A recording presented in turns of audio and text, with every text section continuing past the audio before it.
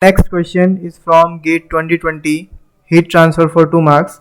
An aqueous suspension at 60 degrees centigrade is fed to the first effect of double effect forward feed evaporator with a mass flow rate of 1.25 kg per second. The sum of rates of water evaporated from first and second effect is 1 kg per second. Temperature of the exit streams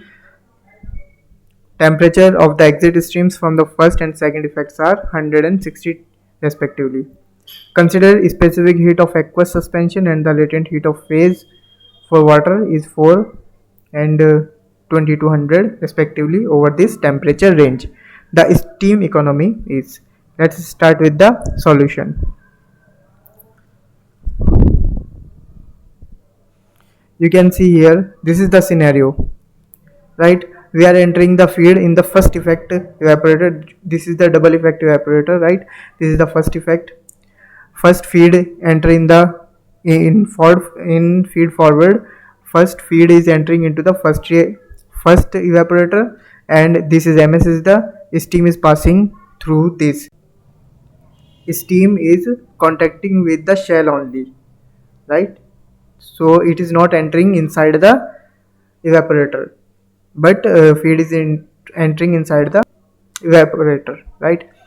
So it is just heating the body of the evaporator. So from this vapor start to generate, then vapor enter. This vapor is going to the second evaporator. It works as a same as the steam. It works as a steam, right?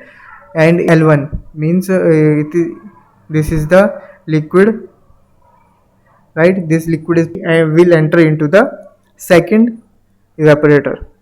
From this we will get vapor V2 and L2 is the bottom product, and MC here showing as it is a condensate of steam, right? So material balance for evaporator first is F is equal to L1 plus V1. You can see here F is entering and we are getting L1 and V1, right? Material balance for evaporator 2. For evaporator 2 you can see here L1 is entering and we are getting V2 plus L2, right? From this we get, if we know that L1 is equal to V2 plus L2, then F is equal to V2 plus L2 plus V1, and it is given in the question is V1 plus V2 is equal to 1. You can see here in the question is the sum of the rates of water evaporated from first and second effect is 1 kg per second. So you can see here F is equal to 1 plus L2. So next, energy balance for evaporation for evaporator first means the for first evaporation. See, so you can see here we are supplying the steam. Suppose mass flow rate of steam is ms and lambda s is the latent heat of steam. This heat will enter into the evaporator, right? You can see here, and this heat will use first, it will rise the temperature up to a boiling point of the liquid, then it will evaporate this, right? So you can see here we are supplying the feed. It is given that our feed is at 60 degrees centigrade, right? And we know that it is maintaining here. You can see here first effect evaporator is maintaining at the temperature of the exit stream from the first and second effects are 160 degrees centigrade. From this we can see here that our boiling point, right? Boiling point is 100 degrees centigrade in first evaporator, right? So first we need to rise the temperature of the feed from 60 to 100 degrees centigrade, then some amount of liquid will evaporate. So for this evaporation we need extra heat, that is latent heat of vaporization, right? So you can see here ms lambda s is equal to fcp t minus t, even the value we have given that latent heat of vaporization is 2200 and f is 1.25 and cp is 4 and it is equal to 100 and feed is 60 degrees centigrade. 100 minus 60 plus this.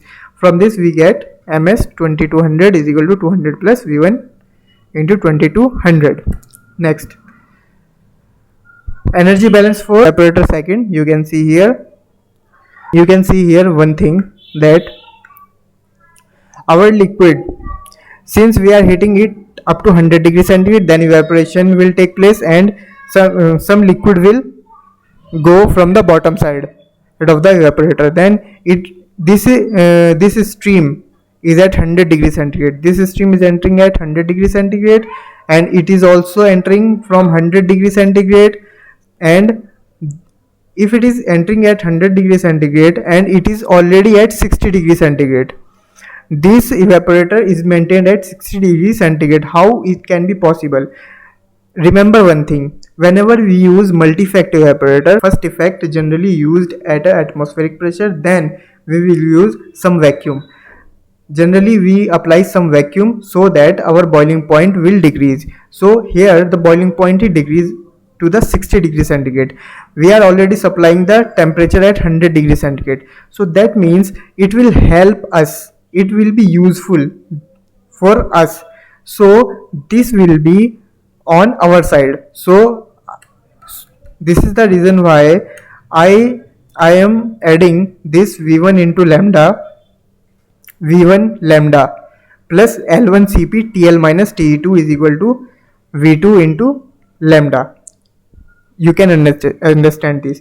Since we are supplying the stream is at 100 degrees centigrade, but we want it is at 60 degrees centigrade, so it will help our already. So this much heat we will get from this. So, and v1 lambda we are supplying this v1 stream is used as a steam for second effect evaporator. So v1 lambda plus L1 Cp into TL minus Te2, this much heat will use to evaporate the amount of some liquid, that is a v2.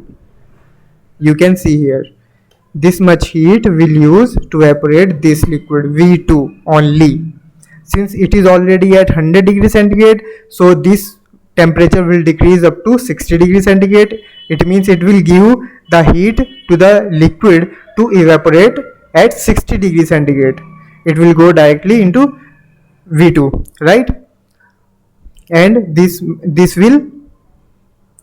will also heat, so it will give us latent heat, v1 into lambda, it will give us. So we have two streams, both streams are giving the heat to this evaporator directly, we can say that. So this much heat, this much vapor is evaporating. So from this, I hope you can understand this.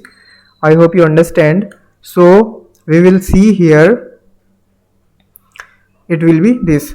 Now we will apply we will put all values, v1 into 2200 plus L1 into 4 into 100 minus 60, since it is working at a evaporator temperature is 60 degrees centigrade, 100 minus, and L, a liquid temperature, this is the liquid temperature, that is 100 is the stream L temperature, is equal to v2 into 2200, you know very well. So you can see here v1 minus v2 into 2200, you can see here this will be common, 2200 will be common, L1 into 4 into 100 minus 60, then from this we get 40 into 4 is 160 L1.